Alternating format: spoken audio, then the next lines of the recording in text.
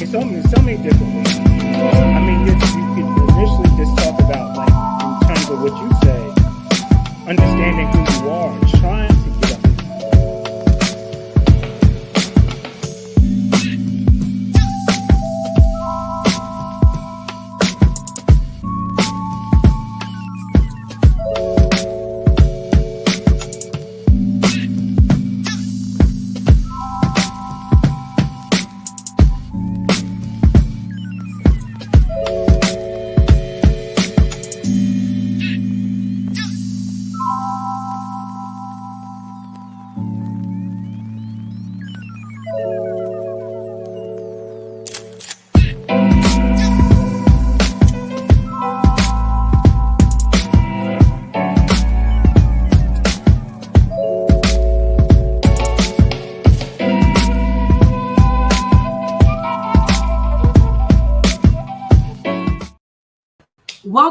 Welcome to Social Work Sunday Tea. This is Shakia Houston. It's a great day to be alive and well.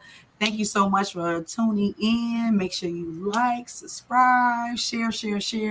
It's going to be a great and wonderful topic. We have today our special guest. If you would like to introduce yourself, it'd be greatly appreciated. You're not new to this, at all. You're not new at all. But we want you to introduce. Okay. How you doing? My name is Damon, Avinger, social emotional coach, licensed therapist, and frequent guest of Shakia Houston. But even though it's been 2 years, so like The Rock would say, finally I am back. It's Chi-Child's grace. I guess because my Knicks are doing better than her Chicago Bulls, so now she don't really have no love for her brother now because my team is winning, my team is losing. But it's still love, cousin. How you doing? Don't be talking about my Bulls though. Like, don't be doing that. I have to. Trauma. I have trauma from the 90s. Michael Jordan has destroyed my young adulthood. Ripped our hopes away from us. See, I'm being a bigger person by engaging you at Chicago and not banning you. You are being a bigger person. That's a good example. Look, that's today's topic. Today's topic is being the bigger person. And so I had to, talk about this, come back on the live. We back in color. I haven't been on the podcast for a while because I've been working, trying to do that adult prom, trying to work, trying to navigate life. But I'm back. And so our topic for today, How's the prom going? It's going. I just need people to buy some more tickets. Y'all buy these tickets. Share about the prom a little bit because that's a big thing. It's a big thing. Okay, I'm gonna share about the prom real quick.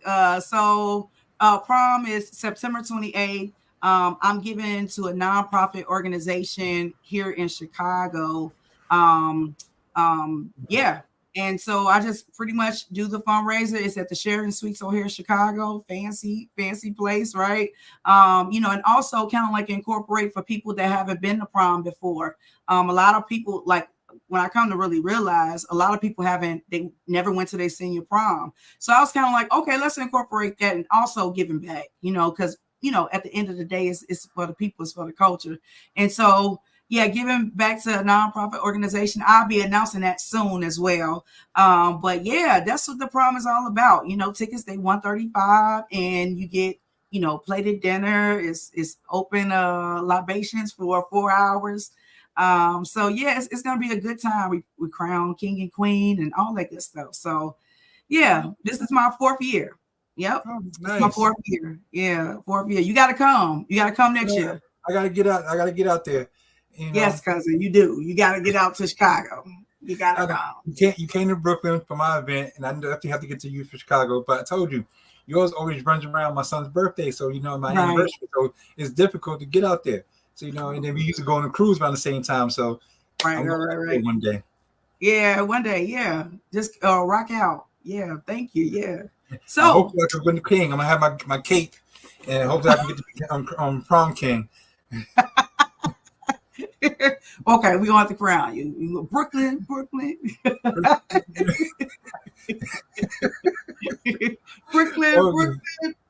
Yeah, but it's gonna be a good time. But whenever you can make it, That's gonna be it's gonna be dope and amazing. And so we're gonna talk about our topic for this evening. We're not gonna hold you long, we're not gonna hold our viewers long. If you are in here, make a comment saying, hey, let me know you're in the chat, like you're on the live. So the topic, being a bigger person, right? So what does that being a bigger person means to you? To me, it's being a bigger person is extremely hard and difficult because so many of us are dealing with so much trauma that some people don't know about, and it's like, and then you also feel if you allow yourself to be the bigger person, that you let someone run over you, and for so many people, they're not going to allow that, and so we deal with so much trauma that encompasses our lives. Our culture is based around trauma. Everything we do is built around trauma, and it's like probably the worst thing ever. So being a bigger person means you have to allow yourself to be vulnerable to someone else and see them from an empathetic perspective where they might have something going on that I don't know nothing about. Or if you do know about it, you have to allow them a pass. And some people in my life, they be like, I'm not giving nobody a pass, because if you let someone slide, they'll start to ice skate. But you have to, I'm sorry, that's one of my favorite lines to use. But I say that because, we all fighting a battle that someone don't know about. And if you don't practice forgiveness, how you expect someone to forgive you later on down in life? Because you may be going through something, you may react to someone the wrong way, and they may not be forgiving, or they may not want to forgive you. So you have to practice what you want someone else to do for you as well. Yeah, definitely. Like, I just think that I think being a bigger person for me is kind of like showing empathy, like you said, like, okay, they may be going through something, and let me take a step back myself. I guess working in the field, I think more so we're emotionally intelligent of like, okay, it got to stem from somewhere, because some people can just be straight. Yeah. Not nice. Assholes. Right. I'm just gonna call it, right. They're gonna be straight, they can be straight assholes. And so it's like, what do we do? So it's kind of like taking a step back. Like I tell most of my clients, just taking a step back and kind of like look at things for what it is. Like maybe they're not having a good day, or maybe they're not in a good mood. Yeah. I mean, yes. So and as you said, so much stuff goes on because people have outside stuff that goes on, rent, boyfriend for family issues, job, and something might have triggered them, and you just have to be. I always say, I treat people the way I want to be treated, and I don't take anything personal because it's not personal for me. And I used to work in the school, and I always used to tell people, if I didn't get cursed out today by one of these kids, I didn't do my job. That means I allowed them to do whatever they wanted to do. I didn't correct them or show them, you can't do that. You got to do this. You got to do that. If I didn't get cursed out or something like that, I didn't do my job. And they appreciated me later because I directed them and I showed them something positive. But in the moment, I know it's not personal. You just frustrated and you have poor emotional regulation, which you can't regulate your emotions, and you just reacting to me. And it's my job to help you do it better and react in a better way that's conducive to your growth. And not practicing forgiveness doesn't allow you to help someone improve their emotional regulation. It doesn't also help you have empathy for them, because if you don't have empathy for them, you can't see them from you can't humanize them. That's the word I'm going to use. You can't humanize them and can't see them as a person going through something. You just look at a person that was raising their voice and being loud and disrespectful to me, and you can't see that they're frustrated and they're angry and they're hurt. Hurt people hurt people. Yeah, definitely. So what do you like as far as maintaining like self-control when people do lash out or people do, curse you out? Like, it's hard to do because it's kind of like you want to get it. You want to do a comeback. I'm just like a tit for tat. Like, okay, you gonna cuss me? I got something for you, right? So it's kind of like, what do you do when you maintaining your emotions, your self-control when it comes down to that? Because a lot of people can't take that. You know what I'm saying? A lot of people can't take it. They pop off and it's done. Right. and it's hard. Like you said, it's hard, but it's not impossible. You know, Right. and the thing is, when someone reacts to me with a level of aggression, I smile because I know where it's coming from, and I just smile, and they'll say, "Ain't nothing funny." Da, da, da. I said, "You're right," but me smiling allows me 5 seconds to catch my breath and to center myself and get myself in a good mood, so I don't react to them. And everybody can't do that. And the thing is, but you just have to keep practicing it until you get to the point where you can consistently do it. It becomes muscle memory. And I don't react to the yelling and screaming and cursing like, okay, yeah, wow, I'm sorry that you feel that way. And I help them get down because I'm not going to match your energy. Right. Especially at work, I'm never going to match your energy. And outside in the streets, I'm not going to match your energy because I know there's nothing positive that's going to happen if we go back and forth raising our voices, because somebody's going to have to react in a way that's going to level of aggression that someone's going to end up getting hurt in. So if you low, we're going to meet each other because I'm not going to raise my voice. I'm going to lower my voice, and then next year you're going to lower your voice. Next year we're going to be able so we can get into action, which is appropriate, where we can both hear each other. Because if you both yelling, we're not hearing each other. All we hear is the volume of what's being said. Because after a while, you're going to say, "So what are we doing?" The worst way possible. But if I help you get down to where I need you to get down to, and like Michelle Obama says, when they go low, you go high. I can't. I need to go low to bring you back up to where I need you to be.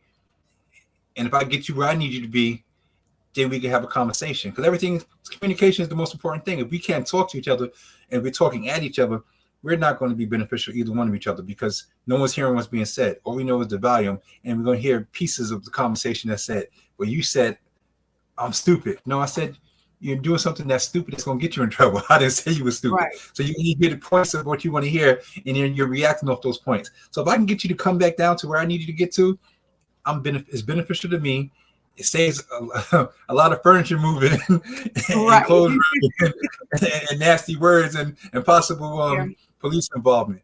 And as a professional, you can't meet the client where they at. And I know it's the hardest thing in the world, but you have to be the bigger person. Just let them see that your words don't hurt me. And the craziest thing as a kid, you used to say, "Sticks and stones don't break our bones. May break my bones, but words may never hurt us." That's a lie. Words hurt more than sticks and stones.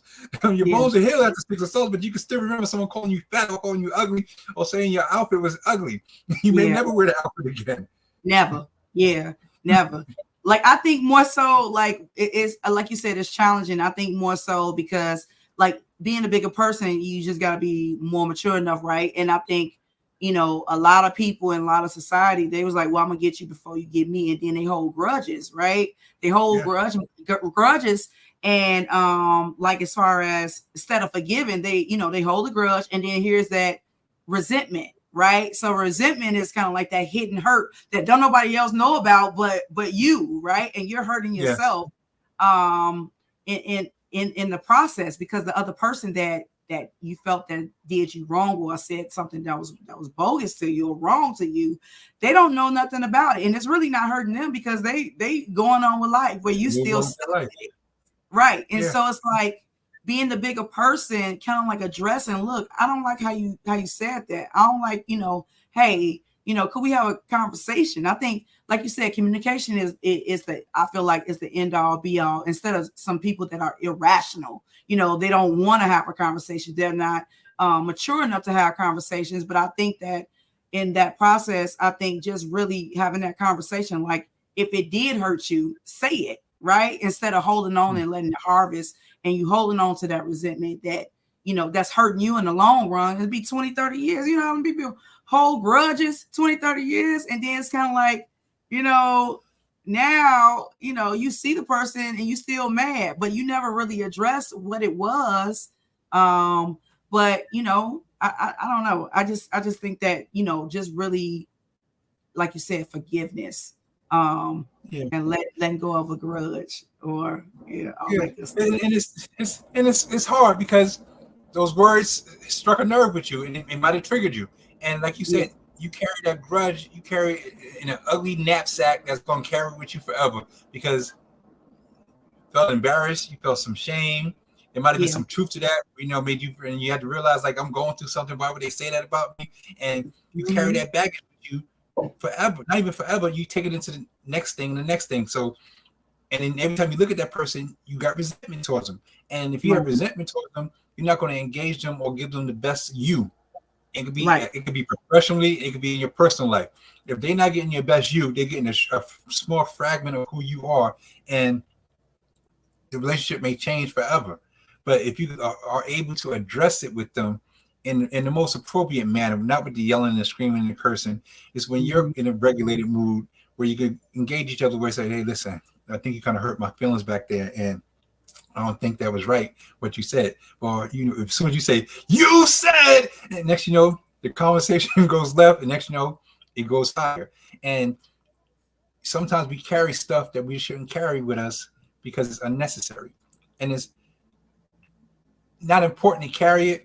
But if you address it, if you cut that cord, it's no longer bothersome to you, and it's no longer a burden for you because now it's free because I give it to the universe. It's no longer mine to worry about. Yeah. Like I always tell people, you can't use me against me to hurt my feelings or to hurt me. Lies don't even hurt me because I know me. You can talk about me, you can gossip about me. Okay, it's whatever.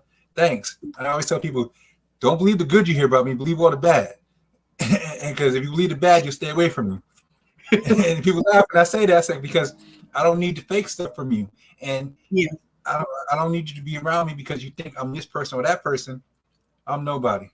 Believe all the bad stuff they said about me. So that means you'll stay away from me, or you just keep it superficial and surface as possible, and we won't have no engagement. So I'm good with that.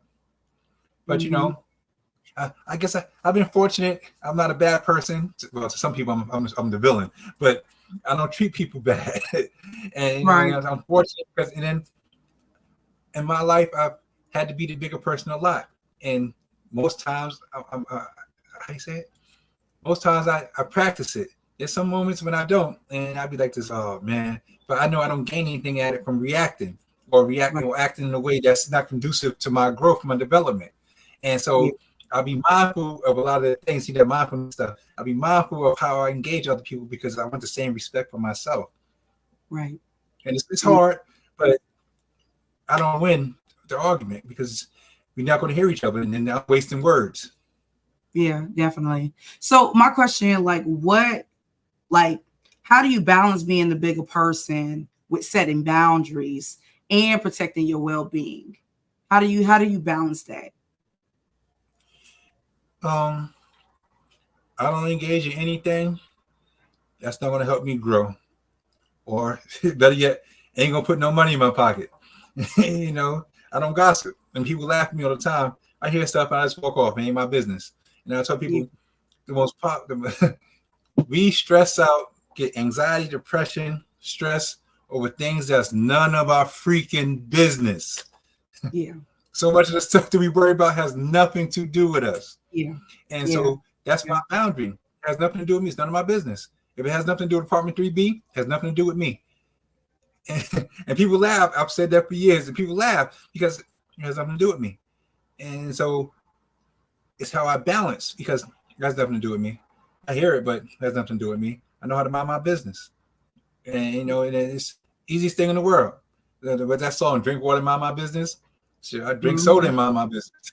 Drink cool and mind my business. Drink iced tea and mind my business. I know how to mind my business. So that's my balance, minding my business. And then don't engage with people that, like I said, some people listen to argue instead of listen, learn, or listen to understand.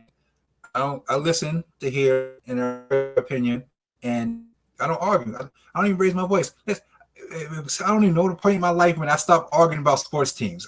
There's one day I just stopped because we have our opinions and no one's going to hear the other person. So it's like countless or useless arguments don't benefit me because I could have been doing something totally different and beneficial to me other than having this conversation. So I don't engage with people who are designed to disagree with me or not listen to me. So it's like, okay, it's a waste of words. So okay, not a problem. Thank you. I appreciate you. You have a good one. And that'll be it. And then that's my boundary. And that and minding my business. Can't get no better than that. Yeah. How about you? What do you do? So let's have a conversation about that. Okay, so younger me, right? 20-year-old me, I didn't have any boundaries. I kind of like, I like my parents taught me to be the bigger person, don't, like Michelle, if they go low, you go high. I was trying to go to hell. Because it's like, who you talking to? And it'd be sometimes, and now I be like holding my composure, but sometimes it's so 20-year-old me, I said it was a disaster. It was like a train wreck. But I didn't really have any boundaries. I kind of like just free fall and be like, all right. And even with the holding of grudges, it was like that, right? Until now, because I'm, a therapist, because I understand, and I'm still working on myself. It's a work in progress. Like I always tell my clients, Rome wasn't built in a day. So it's like if you put in the work to actually, see you want change, then it'll happen. But I just think now I just set the boundary. I try to mind my own business as well. Like now, if you involve me in it, I'd be like, hold on, wait, let's take a step back. I always say that. Let's take a step back. Let's look at it. Like if they ask my opinion about something, but then I'd be like, all right, I'm out. I really try to disengage. But when people are like really, really want to go to bat, I kind of like, okay. And I'll allow them to live in their delusion and their cognitive distortion of what they believe, and I let them be, but I think just having a healthy balance and having conversations and be really emotionally intelligent enough and mature enough to be like, okay, they probably got something going on. And also I feel like I have that gift of discernment, like that gut feeling like, oh, something ain't right. Okay, let me just back up.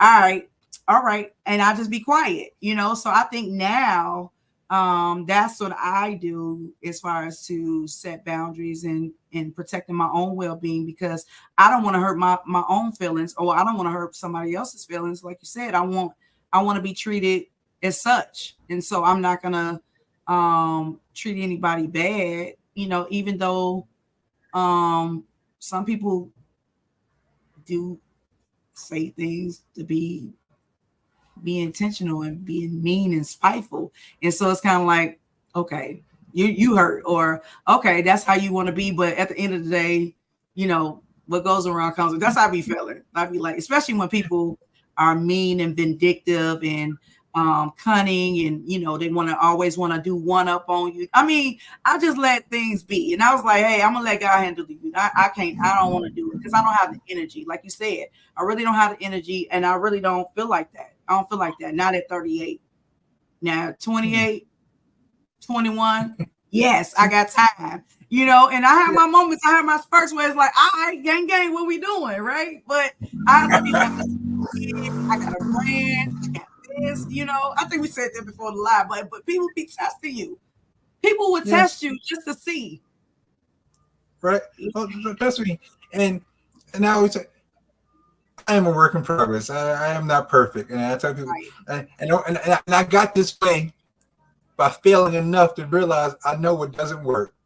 Yeah. In my 20s and my 30s, and maybe earlys in my 40s, I still was.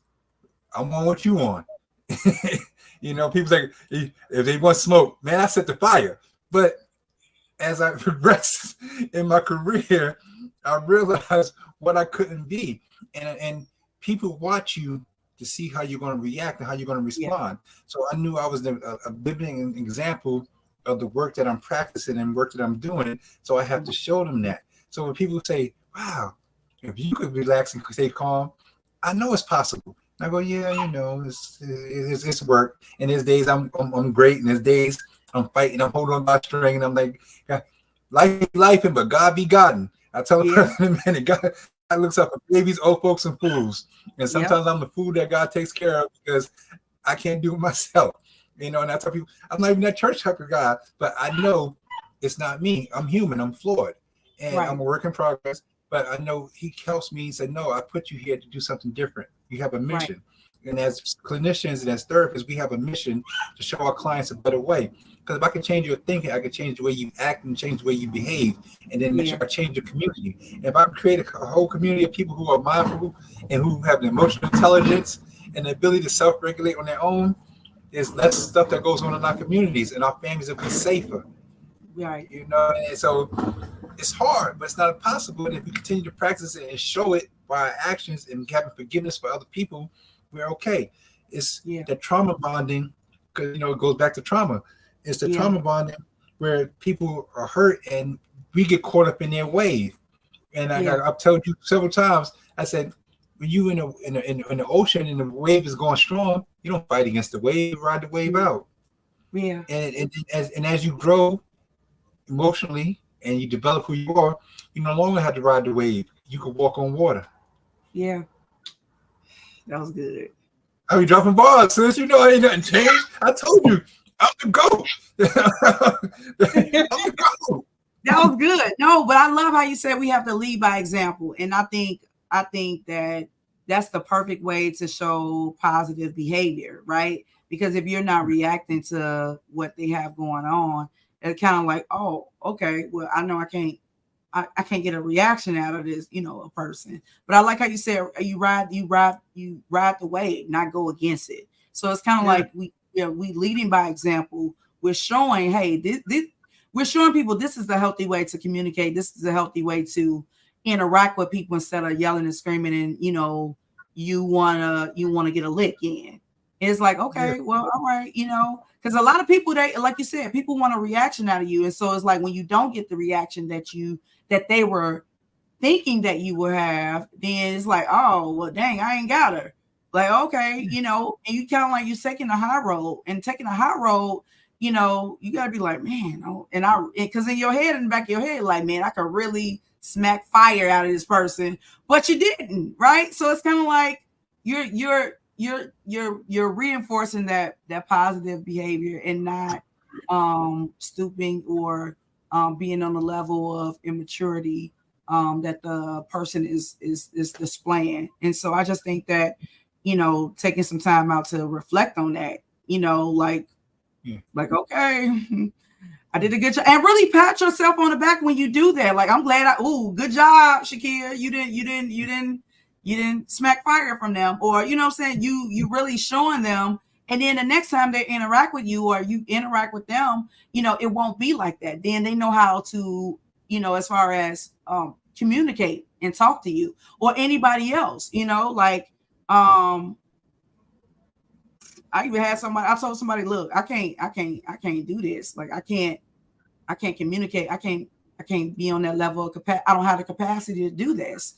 And I walk away, and they did like, well, dang, yeah, I have to, because I just got to remove myself of the negative energy. Like, if it's, negative energy, self-sabotaging, anything that's negative, and I want to tell everybody, anything that's negative and it's not serving your spirit, walk away. Yeah, I don't know where that came from, but I have to say it. I don't know. But yeah. The spirit spoke to you. Yeah. Okay. Yeah, there we go. Yeah. But yeah, I just think that, that's what you just walk away. Like, you don't have life too short, right? I think life too short to be dealing with and handling people that they don't want to put in the work to work on themselves, or even, want to have healthy communications, or even want to, like you said, like, well, we was talking about taking a high road and being the bigger person. A lot of people don't want to be the bigger person. They don't. Right. Yeah. And so it's not, we can't make them either. Right. And it's something it's a couple of things you said, and I'm going to spin on those. The high ground. When you're at the high ground, you already got the victory, because you can see what they're going to do, and you're above them emotionally, and everything they're trying to do to you is not going to have effect on you, because you see it coming. Remember in the Matrix, in the end, when he came back to life and Agent Smith ran up and tried to fight him, and at first he was doing this, and he stood to the side and just smacking his hands away. You can't touch me, because I already know what you're going to do. I'm faster than you. I'm intelligent enough to see you're upset, you're fractured, you're hurt, so you're going to try to hurt me. I'm not going to respond to you. Nothing hurts someone more than the curve. We all know what the curve is. I'm not paying you no mind. That curve hurts like a mother freaker.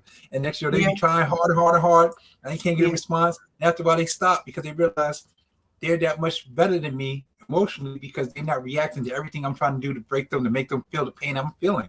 I refuse to respond to you on your level because I'm better than you emotionally. And I have control of my emotions, so my emotions are not going to make me weak. If you can't control your emotions will control you. And if they control you, they control what you do and the things that you destroy.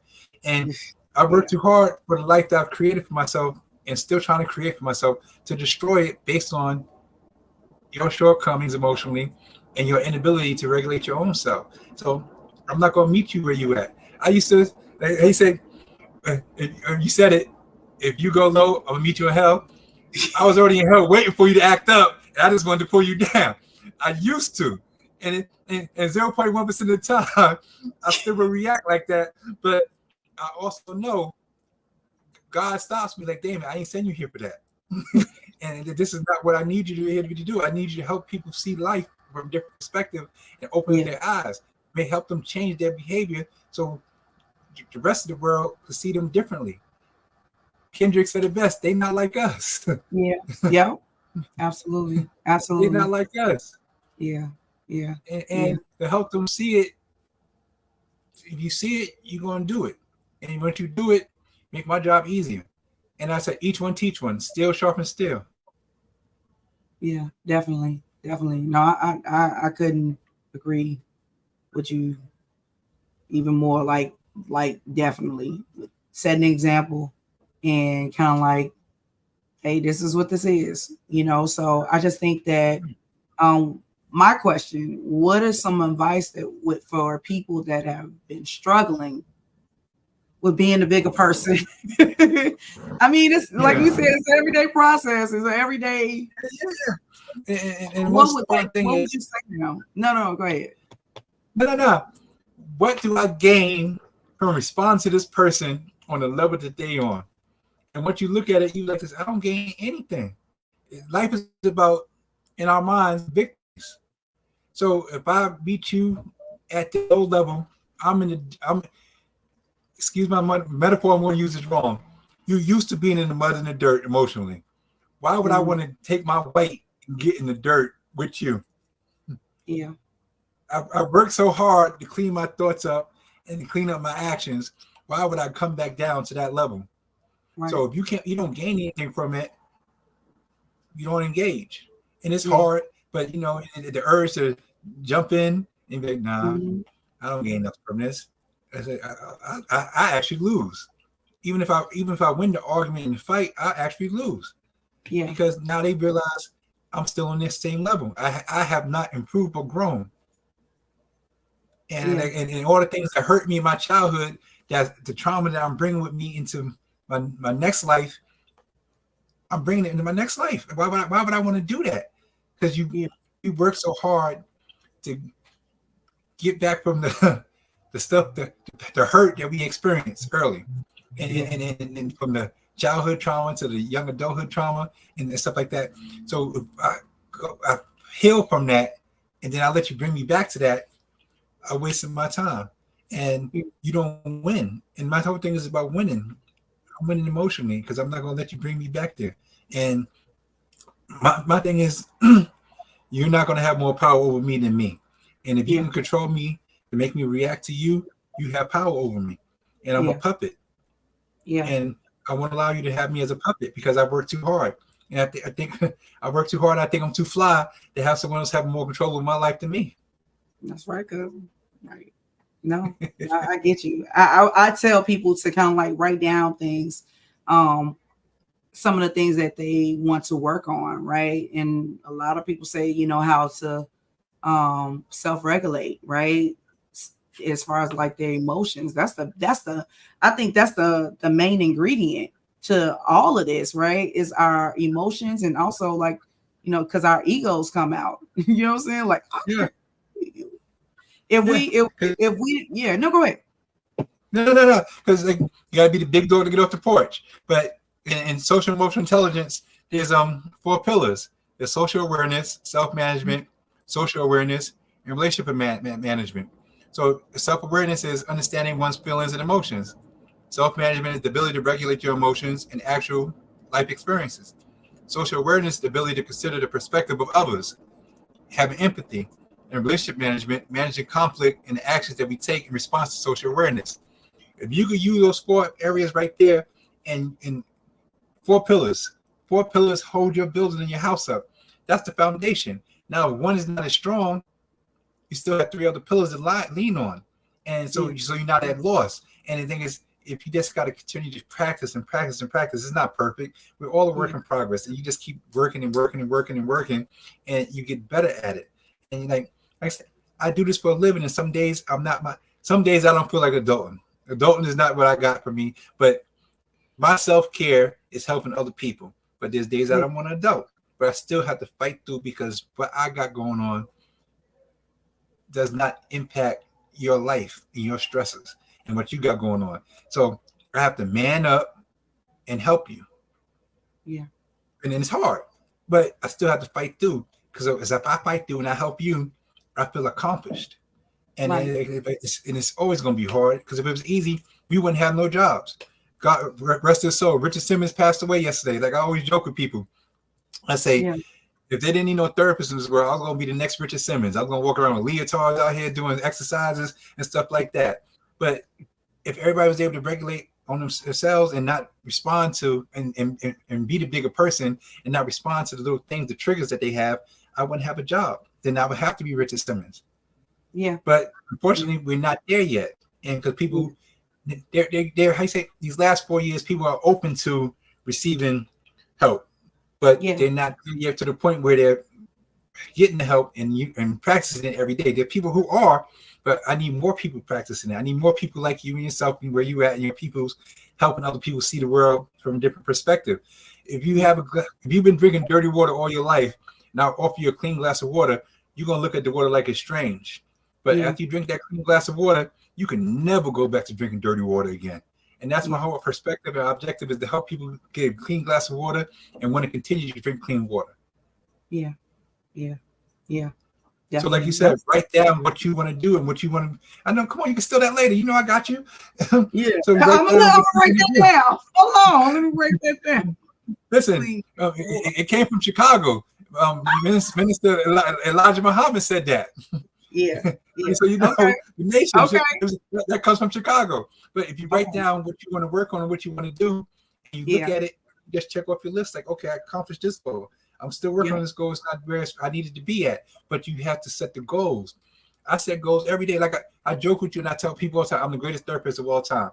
But even though if by the off chance that I'm not, I still have to go out there every day to practice that and show people. And even if I don't, I said, if I show them my actions and I help people, they'll say, wow, he helped me. He might be the greatest therapist. So if I told you I am, I have to act that way every time you interact with me. So that means you're going to hold me accountable and I'm going to hold you accountable. So we're helping each other. It's the parallel process. And I need you to help me be great. That's right. So iron sharpens iron. You'll hold me accountable and I'll do my job to my best abilities, which is magnificent, and I'll help you be your best self. I know I just be bragging. I said I didn't help you, but I always got to beat my chest because I got to make me believe and make me stand up and do it every time I sit here and talk in front of someone. Because if I don't do that, I get lazy and I get lackadaisical. And that means I didn't help someone today. That means I didn't help someone see something differently, and then they hurt themselves. I didn't do my job. I'm always doing my job. 7 days a week, 25 hours a day. And there's no such thing, but I'm going to go hard because I love you more than I love you not being here. Yeah, absolutely. So if I can clear your thinking and clear your mind and help you become the bigger person, because if we're all being the bigger person, that means we're not operating from our lower halves and our lower selves, and we're not thinking with the negative thinking and reacting off of pain and doing things in a positive way. So we're healing each other by healing. Right. And that's my objective, is to help people heal. And be the bigger person is hard, but I reach out and pull you up. Now we together. Now we two bigger people. Then we reach out together, we pull up two more people. And next year the community grows. Community is common unity. So let's continue to grow. Yeah, absolutely. Yeah, I like that analogy. That was dope. That was dope. Like no, I'm like the best therapist of all time. The GOAT right, is the exactly, right. I am too. GOAT. Yeah, absolutely. Top 5 dead or alive. And then on one LP. You know what we do? You know what we do? Yes, but no, like It's for the culture. yeah, it is. And like as far as being clinicians, like man, like we show up, right? We show up and and we pour, and like I tell my clients, like when I leave out of here, I'm empty. Like I gotta leave empty. I have to leave empty, because if I didn't leave empty, then I feel like as though I didn't do what I was called to do. So Absolutely.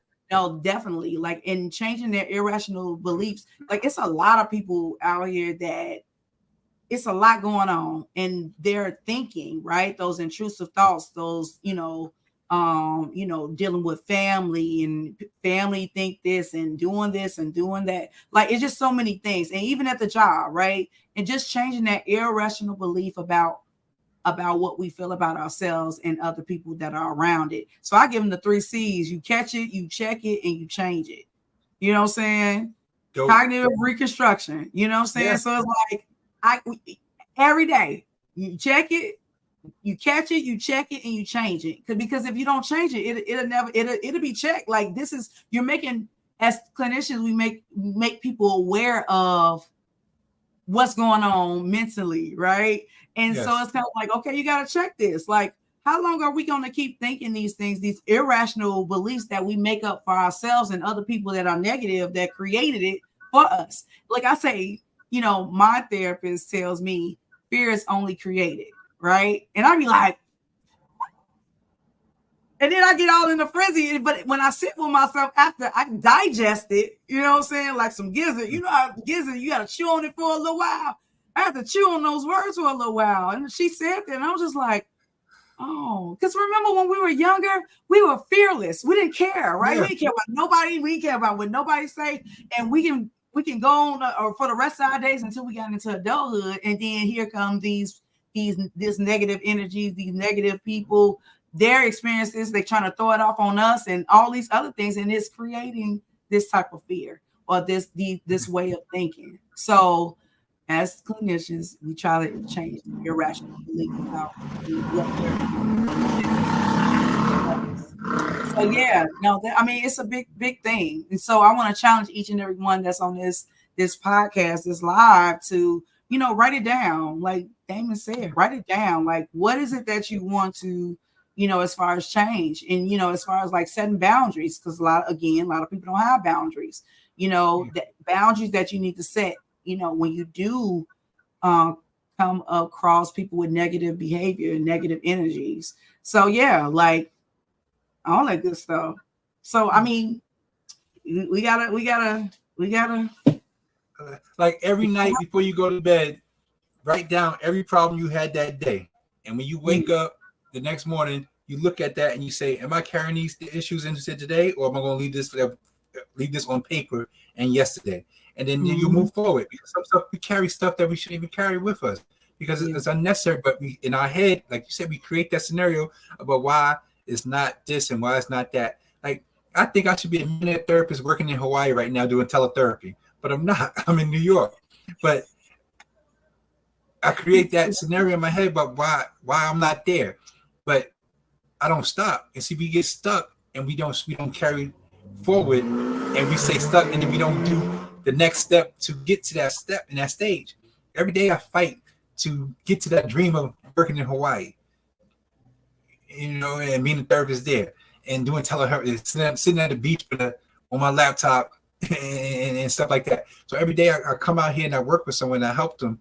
I may never get there, but I'm going to change and imprint so much in so many people's lives trying to get to that goal. That's important to me because I'm helping people heal, and helping them heal also has helped me heal through my own stuff. Yeah. And it's helped me become a bigger person, a better person. Yeah. Because, like we are our worst enemy and our best supporter. Mm-hmm. Because we create the monster in our head of what we cannot do. instead of realizing that we can't. So when I tell people, I tell you that I'm the greatest therapist of all time, that's to motivate me as well. Yeah. And it's also help push me forward. So Muhammad Ali said, I told you I was the greatest before I even knew what I was great at. So every morning you wake up, you tell yourself that you're the greatest. Even if you're not, you tell yourself you're the greatest. So you start to believe that, you start to walk in that area, and you start to carry yourself as such.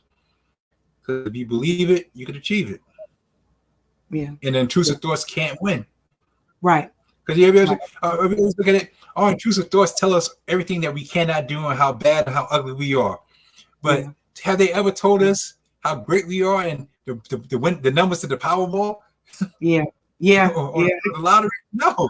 So why we listen to the negative stuff instead of telling us the right thing? So don't listen to the people that tell you the wrong thing. Listen to the right thing. Do you tell yourself the right thing? Yeah. It says a controlled emotional response is just as needed as being above the BS. Sometimes you have to speak in terms they understand. Yeah. Absolutely. Yep. Absolutely. Definitely. Okay. You know, because you know, in therapy, that's my cousin, Doc Savage. So,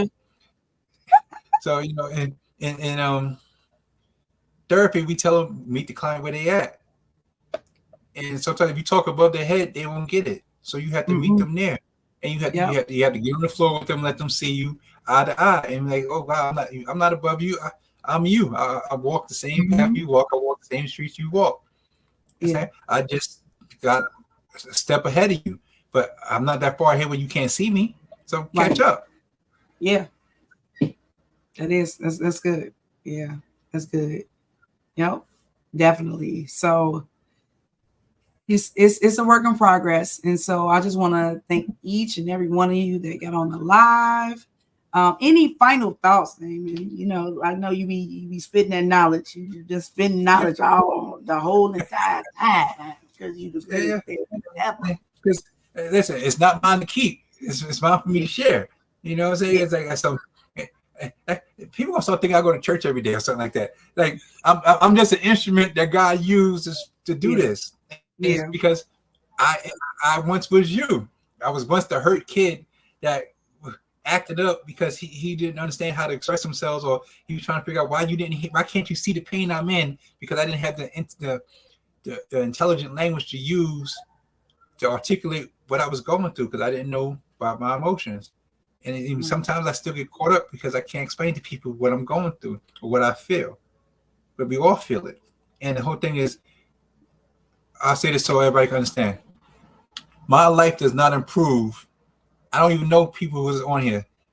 My life does not improve if you're not here. So don't be afraid to reach out to someone, to talk to someone that can help you realize how important you are in their lives. The sun doesn't do anything but just stand up in the sky. This world revolves around the sun.